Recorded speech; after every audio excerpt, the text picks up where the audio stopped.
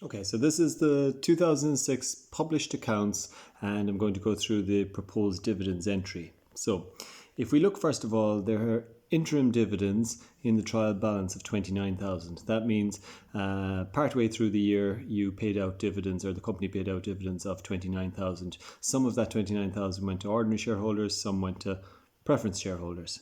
So if we look down here then at number 3, it says on the 1st of the 7th, so halfway through the year, ordinary shareholders received 21,000 and preference shareholders received 8,000 in dividends.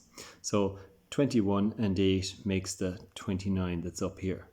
So that's fine. So all I've done here is I've taken the interim dividends were 29,000 in total, 21,000 went to the ordinary shareholders and 8,000 went to the preference shareholders.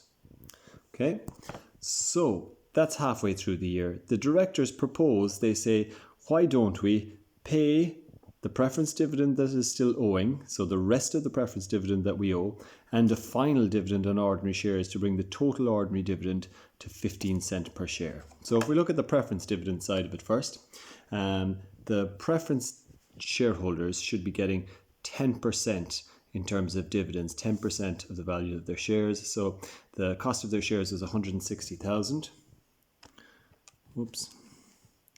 160,000 multiplied by 10% gives me 16,000. That's what they should be getting annually each year.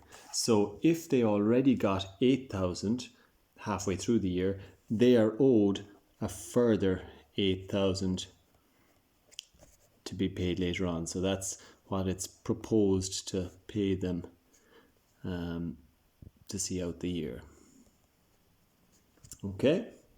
As for the ordinary shareholders, well, the question says that the directors propose payment of a dividend to the ordinary shares to bring the total ordinary dividend to 15 cents per share. So we must work out that figure first. So we look at how many ordinary shares there are out there, 300,000. And if we're going to pay 15 cents for each one of those, then we need to multiply 15 cents by 300,000, or vice versa.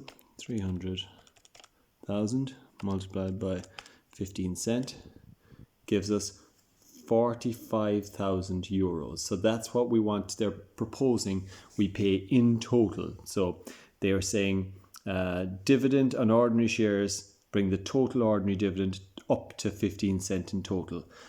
So we know 15 cents works out to be 45,000 euros. We've already paid them 21,000. We want to bring it up to 45,000. So all we need to do is subtract 21,000 to work out what the remaining amount that we need to pay them is, which is 24,000. So the ordinary shareholders are going to get a further 24,000 in ordinary divs. And then in total then our proposed is going to be this 24 that we're going to pay the ordinary shareholders, and the further 8,000 we're going to pay the preference shareholders.